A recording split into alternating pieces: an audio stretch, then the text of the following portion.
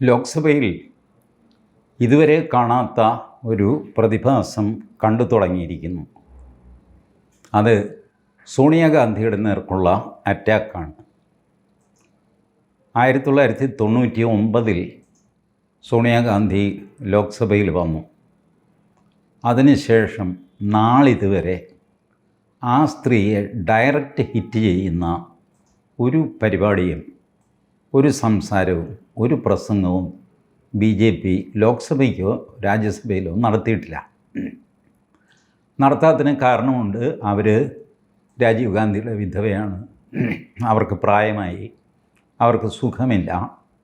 അവരും വലിയ കാര്യമായ പ്രസംഗമോ അങ്ങനെയൊന്നും നടത്താറൊന്നുമില്ല. വരും, കുറച്ച് നേരം ഇരിക്കും, പോകും. ഇതായിരുന്നു അവരുടെയും ദിനചര്യ.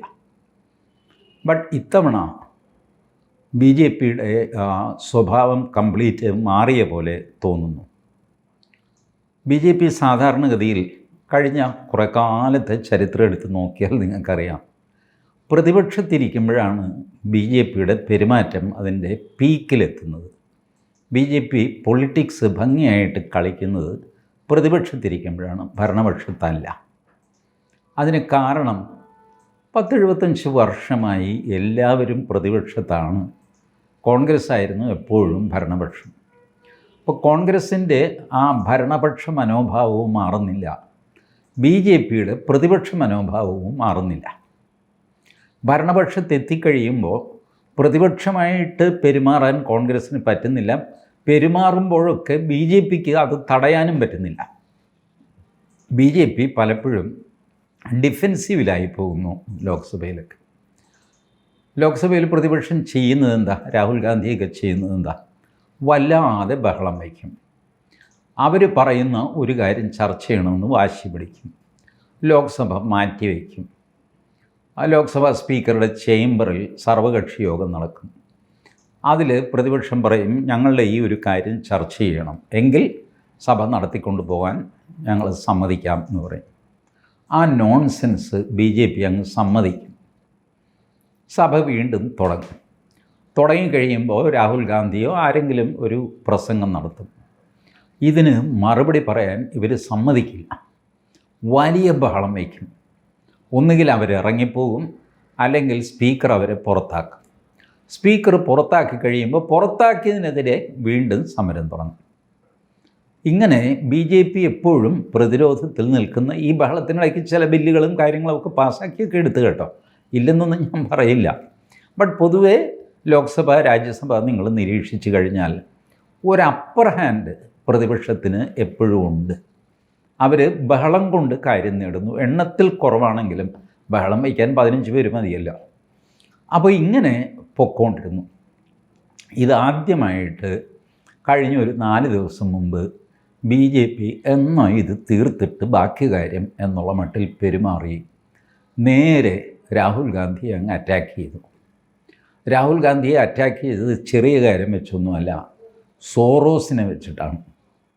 സോറോസിൻ്റെ കാര്യം നമ്മളൊക്കെ പുറത്ത് പറഞ്ഞുകൊണ്ടിരിക്കുകയാണെങ്കിലും BJP നേതാക്കൾ ഇന്ന് വരെ ആ വാക്ക് ഉച്ചരിച്ചിരുന്നില്ല. ഡീപ്പ് സ്റ്റേറ്റ് എന്ന വാക്ക് ഉച്ചരിച്ചിരുന്നില്ല. പുറത്ത് നമ്മളെല്ലാവരും നിരന്തരം ഇങ്ങനെ പറഞ്ഞുകൊണ്ടൊക്കെ ഇരുന്നെങ്കിലും ഒരിക്കലും ഡീപ്പ് സ്റ്റേറ്റോ ആ ഡീപ്പ് സ്റ്റേറ്റാൽ നയിക്കപ്പെടുന്ന സോറോസോ, പലർക്കും ഒരു ധാരണയുണ്ട് സോറോസാണ് ഡീപ്പ് സ്റ്റേറ്റിനെ നിയന്ത്രിക്കുന്നത്. അങ്ങനെയല്ല, ഡീപ്പ് സ്റ്റേറ്റിൻ്റെ അജണ്ട നടപ്പിലാക്കുന്നത് സോറോസാണ് എന്നേ ഉള്ളൂ. സോറോസ് അവരുടെ കയ്യിലെ ഒരു ടൂളാണ്. ഡീപ്പ് സ്റ്റേറ്റ് അതിലും വലുതാണ്. അപ്പോൾ സോറോസിനെ പറ്റി ഒരു പരാമർശവും ലോക്സഭയിലോ രാജ്യസഭയിലോ വന്നുകൊണ്ടിരുന്നതല്ല. എന്നാൽ രാഹുൽ ഗാന്ധി മുൻപിൻ നോക്കാതെ സഭയിലുള്ളവരെയും ഇല്ലാത്തവരെയും പറ്റി ഉള്ളതും ഇല്ലാത്തതുമായ കാര്യങ്ങൾ ഇങ്ങനെ പറഞ്ഞുകൊണ്ടിരിക്കുമായിരുന്നു. അതിലൊന്ന് അദാനിയാണ്. പിന്നെ വായിൽ വന്ന വാക്കുകളൊക്കെ ഉപയോഗിച്ച് ആൾക്കാരെയൊക്കെ ആക്രമിച്ചുകൊണ്ടിരിക്കും. അപ്പോൾ ഇപ്പോൾ രാഹുൽ ഗാന്ധിയെ ബൾക്ക് ലൈനിലിട്ട് പിടിക്കാൻ BJP തീരുമാനിച്ചു. ഈ ആരോപണം ഉന്നയിച്ചത് ചില്ലറക്കാരൊന്നുമല്ല. രാജ്യസഭയിൽ BJP ഭരണകക്ഷിയുടെ നേതാവ് JP നഡ്ഡയാണ്. BJPയുടെ പ്രസിഡൻറ്റും കൂടെയാണ് അദ്ദേഹം. JP നഡ്ഡയാണ് സോറോസിനെ പറ്റി ഡിസ്കഷൻ വേണം എന്നാവശ്യപ്പെട്ടത്. സോറോസും സോണിയാഗാന്ധിയും തമ്മിലുള്ള ബന്ധം ചർച്ച ചെയ്യണം എന്നാണ് JP നഡ്ഡയുടെ ആവശ്യം. അങ്ങനെ ആദ്യമായിട്ട് രാഹുൽ ഗാന്ധി പോലും പുറകിൽ പോയിട്ട് സോണിയാഗാന്ധി മുന്നിൽ വന്നു. അതിന് കാരണമുണ്ട്. Forum of democratic leaders in Asia Pacific, FDLAP, forum of democratic leaders in the Asia Pacific, ഇങ്ങനൊരു സംഘടനയുണ്ട്. ആ സംഘടനയുടെ പ്രസിഡൻ്റാണ് സോണിയാഗാന്ധി എന്ന് ആ സംഘടനയുടെ വെബ്സൈറ്റിൽ തന്നെയുണ്ട്. ഈ സംഘടന സോറോസ് ഫ്ലോട്ട് ചെയ്തിരിക്കുന്നൊരു സംഘടനയാണ്. ഇവരുടെ അഭിപ്രായത്തിൽ ഇന്ത്യയിൽ ജനാധിപത്യം ഇല്ല. ഇന്ത്യയിൽ നടക്കുന്ന തെരഞ്ഞെടുപ്പ് മുഴുവൻ തട്ടിപ്പാണ്. എന്തോ കൃത്രിമം കാണിച്ചാണ് നരേന്ദ്രമോദി അധികാരത്തിൽ വരുന്നത്. നരേന്ദ്രമോദി ഏകാധിപതിയാണ്. നാട്ടിൽ അഭിപ്രായ സ്വാതന്ത്ര്യമില്ല. എതിരഭിപ്രായം പറയുന്നവരെ മുഴുവൻ ജയിലിൽ അടച്ചിരിക്കുന്നു. ഇങ്ങനെയൊക്കെ ഇന്ത്യയെപ്പറ്റി അഭിപ്രായം എഴുതി പ്രസിദ്ധീകരിക്കുന്ന ടീമാണ് forum of democratic leaders in Asia Pacific. അതിൻ്റെ പ്രസിഡൻ്റാണ്, പ്രസിഡൻറ്റുമാരിൽ ഒരാളാണ് സോണിയാഗാന്ധി. ഈ സോണിയാഗാന്ധി ചെയ്യുന്നത് രാജ്യദ്രോഹ പ്രവൃത്തിയാണെന്നും UAPAയിൽ പെടുത്താവുന്ന കുറ്റമാണെന്നും BJPക്കാരനായ രാജ്യസഭാ MP ഒക്കെ ആയിരുന്ന മഹേഷ് ജേത്മലാനി പരസ്യമായിട്ട് പറഞ്ഞു, എഴുതി വെച്ചു എക്സിൽ. ജേത്മലാനി സുപ്രീം കോടതിയിലെ വക്കീലും കൂടെയാണ്. മഹേഷ് ജേത്മലാനി റാം ജേത്മലാനിയുടെ മകൻ മഹേഷ് ജേത്മലാനി. അപ്പോൾ ലോക്സഭയ്ക്കകത്ത് ലോക്സഭയ്ക്ക് പുറത്ത് ഈ ആക്രമണം നടന്നിരിക്കുന്നു. ലോക്സഭയ്ക്കുള്ളിൽ കിരൺ റിജിജു പാർലമെൻ്ററി കാര്യമന്ത്രിയാണ്. പിന്നെ നിഷികാന്ത് ദുബെ MP. നിഷികാന്ത് ദുബെ 10 ചോദ്യങ്ങളാണ് രാഹുൽ ഗാന്ധിയോട് ചോദിച്ചിരിക്കുന്നത് ഈ സോറോസ് ബന്ധത്തെപ്പറ്റി. ഇവർ സോറോസ് ബന്ധം വളരെ സമർത്ഥമായിട്ട് പുറത്ത് കൊണ്ടുവന്നിരിക്കുന്നു. കാരണം BJP പുറത്തു കൊണ്ടുവന്ന കടലാസുകൾ അനുസരിച്ചാണെങ്കിൽ ജവഹർലാൽ നെഹ്റുവിൻ്റെ കസിനായിരുന്ന BK നെഹ്റുവിൻ്റെ ഭാര്യ ഹംഗറിക്കാരിയായിരുന്നു. സോറോസും ഹംഗറിക്കാരനായിരുന്നു. സോറോസ് ജൂതനാണ്, കത്തോലിക്കനാണെന്ന് അഭിനയിച്ചിട്ട് ഹിറ്റ്ലറുടെ ആക്രമണത്തിൽ നിന്ന് രക്ഷപ്പെട്ട് അങ്ങനെ കറങ്ങിത്തിരിഞ്ഞ് ഇംഗ്ലണ്ട് വഴി അമേരിക്കയിലെത്തിയ ആളാണ് സോറോസ്. സോറോസ് വലിയ മിടുക്കനായിരുന്നു. സോറോസിൻ്റെ ആവശ്യം എന്താ? കാശാണ്, പ്രധാനമായും കാശാണ്. സോറോസിൻ്റെ ഓപ്പൺ സൊസൈറ്റി ഫൗണ്ടേഷൻ എന്താ സോറോസിൻ്റെ തിയറി? ഈ ഡീപ് സ്റ്റേറ്റൊക്കെ മനസ്സിലാക്കുമ്പോൾ നമ്മൾ ഇവരുടെ ലക്ഷ്യം മനസ്സിലാക്കണമല്ലോ. എന്തിനാണ് ഇവർ സർക്കാരുകളെയൊക്കെ ഉരുട്ടിയിടുന്നത്? അതിന് കാരണം സോറോസിൻ്റെ തിയറി രാജ്യങ്ങൾ പാടില്ല. ഇപ്പം മനസ്സിലാവുന്നുണ്ടോ? രാജ്യങ്ങൾ പാടില്ല, എല്ലാ രാജ്യവും കൂടെ ഒന്നാകുക. മനസ്സിലാവുന്നുണ്ടോ എന്തെങ്കിലും? കമ്മ്യൂണിസ്റ്റ് പാർട്ടിയുടെ തത്വമാണ്. ഒരു രാജ്യവും വേണ്ട, സന്തോഷമായിട്ട് ആളുകൾ ഇഷ്ടം പോലെ എവിടെയാണെന്ന് വെച്ചാൽ പോയി താമസിക്കുക, എന്താണെന്ന് വെച്ചാൽ ചെയ്യുക. മനുഷ്യൻ്റെ ബേസിക് സ്വഭാവം, പ്രകൃതി തന്ന സ്വഭാവമനുസരിച്ച് പെരുമാറുക. അമ്മയാണ് പെങ്ങളാണ് എന്നൊന്നും നോക്കേണ്ട കാര്യമില്ല എന്ന് സാരം. അങ്ങനെ സന്തോഷമായിട്ട് ജീവിക്കുക, അതാണ് ഓപ്പൺ സൊസൈറ്റി. ഇതുകൊണ്ടാണ് ഈ തെമ്മാടിത്തരത്തിനെല്ലാം ആൾക്കാർ കൂട്ടുനിൽക്കുന്നത്, പ്രത്യേകിച്ച് കമ്മ്യൂണിസ്റ്റുകാർ കൂട്ടുനിൽക്കുന്നത്. കമ്മ്യൂണിസ്റ്റുകാർ ഡീപ് സ്റ്റേറ്റിനെ പറ്റി പറയുന്നത് നിങ്ങൾ കേട്ടിട്ടുണ്ടോ? ഇല്ല. കാരണം കമ്മ്യൂണിസ്റ്റുകാരും അതിനകത്തെ ഗുണഭോക്താവാണ്. അവരും കൂടെ ചേർന്നാണ് ഈ കലാപരിപാടി നടത്തുന്നത്. ഈ ജെൻഡർ ന്യൂട്രൽ ടോയ്ലറ്റ് എന്നൊക്കെ പറഞ്ഞില്ലേ, ഈ സാധനം അങ്ങോട്ടുള്ള പോക്കിൻ്റെ തുടക്കമാണ്. കേരളത്തിൽ മഹാരാജാസ് കോളേജിൽ തുടങ്ങി വെച്ചിരിക്കുന്നു. ഇനി അതെങ്ങോട്ട് പോകും എന്ന് എനിക്കറിയില്ല. ആണിനും പെണ്ണിനും കൂടെയുള്ള ടോയ്ലറ്റ് എന്ന് പറയുമ്പോൾ ആണും പെണ്ണും കൂടെ കയറാമല്ലോ, അതിൽ കയറാം. അകത്തുനിന്ന് കുറ്റിയിടാമല്ലോ, കുറ്റിയിടാം. ഈ സൗകര്യം എറണാകുളത്തെ മഹാരാജാസ് കോളേജിൽ ചെയ്തു കൊടുത്തിരിക്കുന്നു. പ്രബുദ്ധ മലയാളിയുടെ മൂക്കിന് താഴെ. ആർക്കും ഒരു കുഴപ്പമില്ല. കാരണം ഇത് ശരിയല്ല എന്ന് പറഞ്ഞാൽ ഈ പറഞ്ഞവൻ പോക്രിയായിട്ട് മാറും. അതാണ് അവസ്ഥ. ആ അവസ്ഥ സമൂഹത്തിൽ കൊണ്ടുവരിക എന്നുള്ളതാണ് ഡീപ് സ്റ്റേറ്റിൻ്റെ ആദ്യത്തെ ജോലി. സമൂഹത്തിൽ ഈ വക കാര്യങ്ങൾക്ക് എതിർപ്പില്ലാതെയാവുക. ഇപ്പോൾ കേരള ഹൈക്കോടതിയുടെ ഒരു വിധി, ഞാൻ ആ വിധിച്ച ജഡ്ജിയെ കുറ്റം പറയുകയൊന്നുമല്ല, നിയമം അങ്ങനെ ആയി മെല്ലെ മെല്ലെ, നമ്മളിതറിയുന്നില്ലെന്നേ ഉള്ളൂ. ഇപ്പോൾ ഭാര്യ വേറൊരാളുടെ കൂടെ പോയി, അപ്പോൾ ആ കൂടെ പോയത് ശരിയല്ല എന്ന് ഭർത്താവ് വാദിക്കുന്നു. അങ്ങനെ കൂടെ പോവുകയാണെങ്കിൽ എനിക്ക് നഷ്ടപരിഹാരം തന്നിട്ട് അയാൾ പൊക്കോട്ടെ എന്ന് പറയുന്നു. കോടതി പറഞ്ഞു ഒരു നഷ്ടപരിഹാരവും ഇല്ല, നിങ്ങൾക്കൊരു നഷ്ടവും സംഭവിച്ചിട്ടില്ല. ഭാര്യ ലോയലായിരിക്കണം, ഭർത്താവിനോട് ലോയലായിരിക്കണം എന്നൊരു നിയമമില്ല. പിന്നെന്ത് നഷ്ടം, പിന്നെന്ത് പരിഹാരം? ഭർത്താവ് ഭാര്യയോട് ലോയലായിരിക്കണമെന്ന് നിയമമില്ല. അതൊരു ധാർമ്മികമായ മോറൽ പ്രശ്നമാണ്, അല്ലാതെ ലീഗൽ പ്രശ്നമല്ല. വേണമെങ്കിൽ നിങ്ങൾക്ക് ഭാര്യയിൽ നിന്ന് വിവാഹമോചനം നേടാം. അപ്പോൾ ഇതുപോലുള്ള ആൾക്കാർ എന്ത് ചെയ്യും? വിവാഹമോചനം നേടും. ഇപ്പോൾ വിവാഹമോചനങ്ങളുടെ എണ്ണം കൂടിക്കൂടി വരുന്നു, എല്ലാവരും കേട്ടിട്ടുള്ളതല്ലേ. ഈ അരാജകത്വം കൊണ്ടുവരിക എന്നുള്ളതാണ് ഈ ഡീപ് സ്റ്റേറ്റിൻ്റെ ആദ്യത്തെ സ്റ്റെപ്പ്. രണ്ടാമത്തെ സ്റ്റെപ്പാണ് തെരഞ്ഞെടുപ്പിലൂടെ അധികാരത്തിൽ വന്ന സർക്കാരുകളെ അട്ടിമറിക്കുക. അതാണ് ശ്രീലങ്കയിൽ നമ്മൾ കണ്ടത്, പ്രസിഡൻറ്റിന് ഓടിപ്പോകേണ്ടി വന്നു. ബംഗ്ലാദേശിൽ നമ്മൾ കണ്ടത് അതാണ്. ഭാരതത്തിൽ ഇത് നടക്കാത്തത് ഇപ്പോഴും ഇതിന് വഴങ്ങാത്ത ഭൂരിപക്ഷം, ഞാൻ ഈ ഭൂരിപക്ഷം എന്ന് പറയുന്നത് ഹിന്ദുവിനെ മാത്രം ഉദ്ദേശിച്ചിട്ടല്ല, ഇതിൽ മുസ്ലിങ്ങളുണ്ട്, ക്രിസ്ത്യാനികളുമുണ്ട്. ഈ തെമ്മാടിത്തനെ അനുവദിക്കുകയില്ല എന്ന് പറയുന്ന എല്ലാവരുമുണ്ട്. അവരുള്ളത് കൊണ്ട് ഭാരതത്തിൽ ഈ അട്ടിമറി നടക്കുന്നില്ല.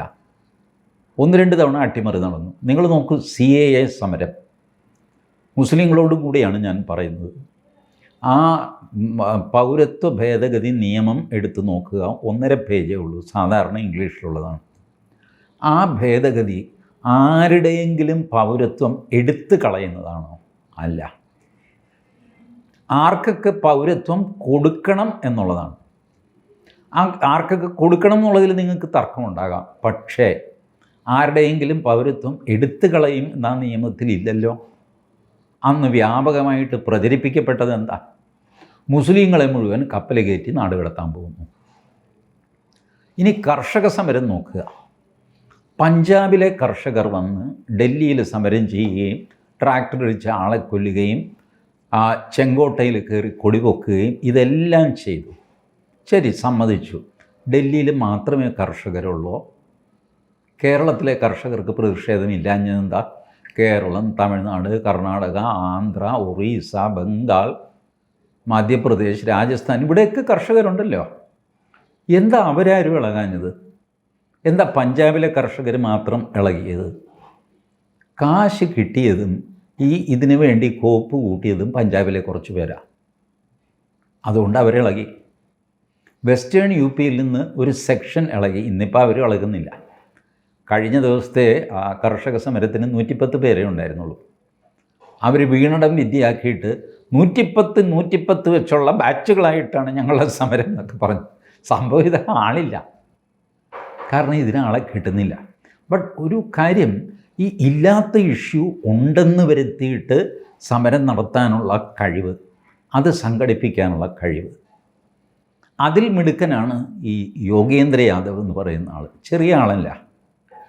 യോഗേന്ദ്ര യാദവിൻ്റെ ഒരു കസിനാണ് മുകുളിക ബാനർജി.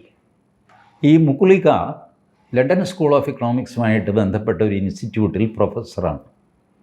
അവരവിടെ പേപ്പർ അവതരിപ്പിക്കും.